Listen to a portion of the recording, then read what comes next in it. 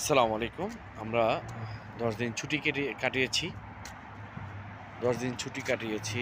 যদি আলহামদুলিল্লাহ school duty তো এইটা হলো আমাদের স্কুলের অ্যা ব্যানার আরকি, যাকে বলে ব্যানার। এটা আমাদের স্কুলের নাম হচ্ছে কুন মাদ্রাসা। মোটামুটি আলহামদুলিল্লাহ বড় আছে। ঠিক আছে? এটা হচ্ছে আমাদের স্কুল কুন। আর এটা হইছে একদম রিয়াদের প্রপারের ভিতরে আব্দুল্লাহ সিটি, নাখিল যে জায়গাটা সেটা।